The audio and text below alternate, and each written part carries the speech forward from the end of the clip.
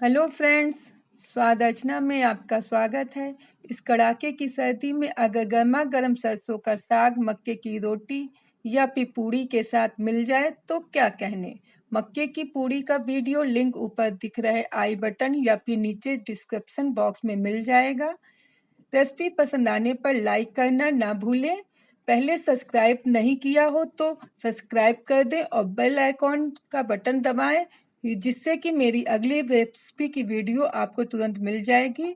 सरसों का साग ये पंजाब की फेमस रेसिपी है। इसको अलग अलग राज्यों में लोग अलग अलग तरीके से बनाते हैं।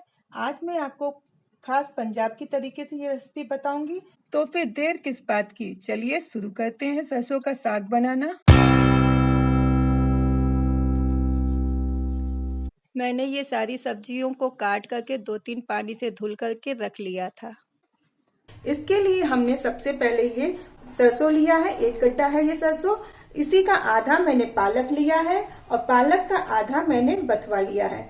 मतलब 1 हिस्सा सरसों, आधा हिस्सा पालक और चौथाई हिस्सा बथुआ।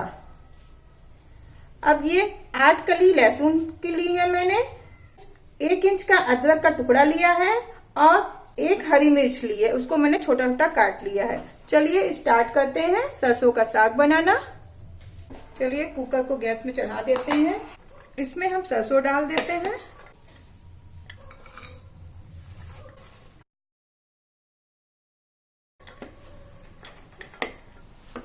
गैस का फ्लेम थोड़ा हाई कर देते हैं और इसको दबा देते हैं इस तरीके से, क्योंकि पकने के बाद ये कम हो जाएगा।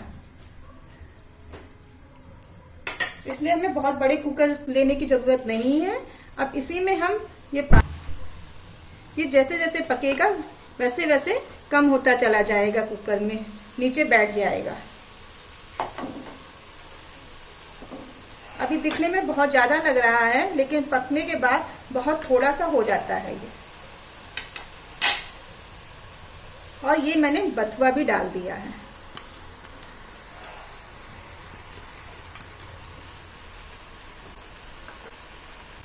ये लहसुन की मैंने 8 कलियां ली थी, वो भी डाल देते हैं।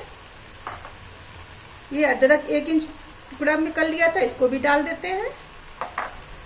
और ये 1 मिर्च है, इसको भी डाल देते हैं।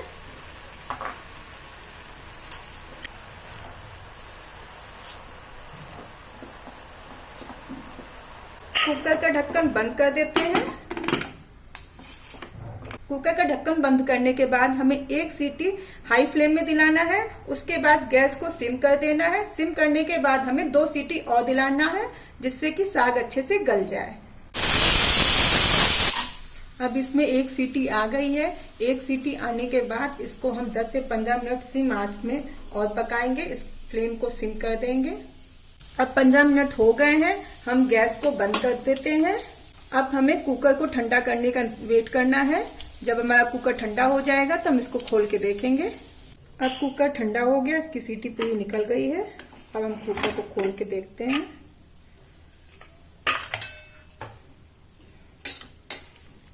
साग मेरा पक गया है, ये देखिए। अब इसको हम थोड़ी देर साग को ठंडा होने देंगे। अब ये साग थोड़ा ठंडा हो गया है। अब इसको हम हैंड ब्लेंडर से थोड़ा सा ब्लेंड कर लेंगे। आपके पास अगर हैंड ब्लेंडर नहीं है तो आप इस तरीके की मथानी से उससे भी आप ऐसे ऐसे मसल करके कर सकते हैं।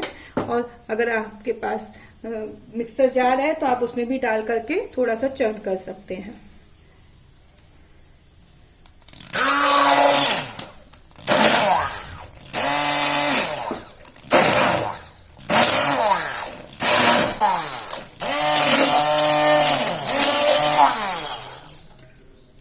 बहुत ज्यादा हमें ब्लेंड नहीं करना है, बिल्कुल प्यूरी जैसी नहीं बनाना है।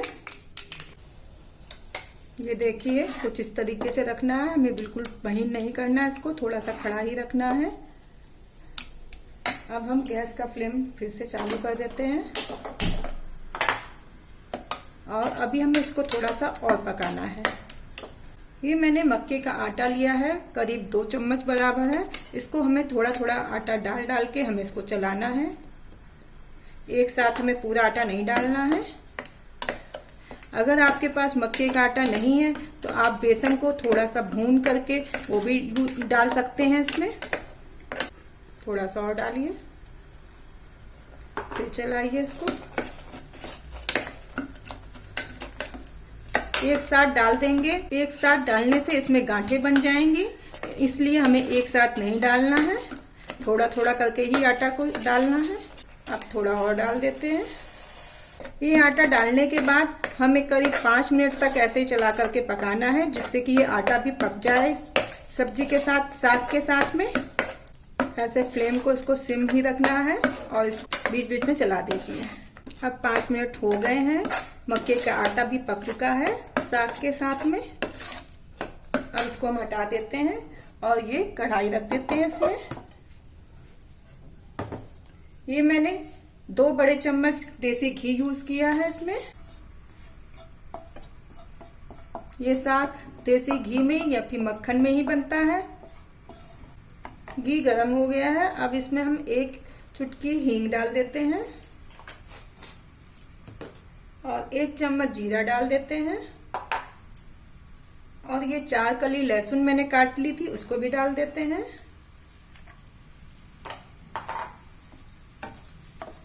अब ये जीरा और लहसुन को हमें गुलाबी पका लेना है।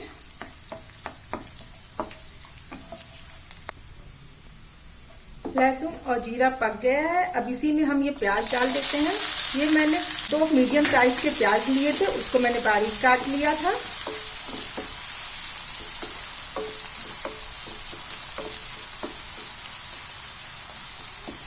प्याज को भी हमें गुलाबी कलर का भून लेना है।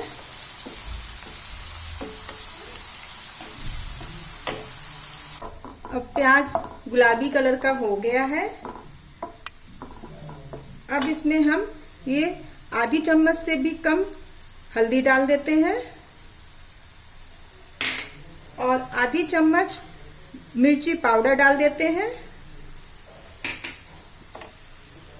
और ये टमाटर मैंने काट लिया था, इसको भी डाल देते हैं।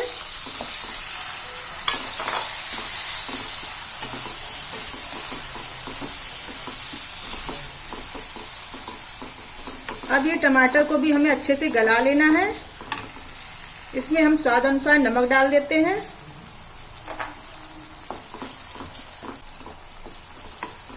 अब हमें इसको तब तक पकाना है जब तक ये टमाटर अच्छे से गल ना जाए। इसके लिए हम इसको थोड़ी देर के लिए ढक देते हैं, जिससे कि टमाटर अच्छी तरीके से गल जाए।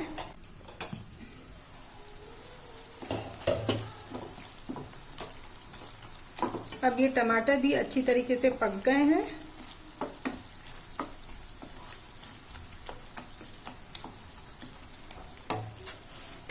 अब इस साग को हम इसमें डाल देंगे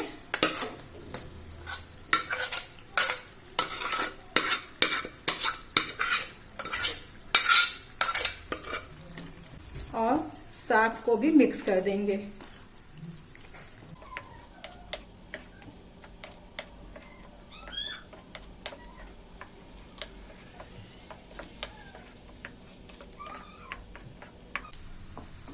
इस साग को हम 5 मिनट तक ऐसे पका लेंगे। अब इसमें हम थोड़ा सा मक्खन डाल देते हैं। ये घर का बना हुआ मक्खन है।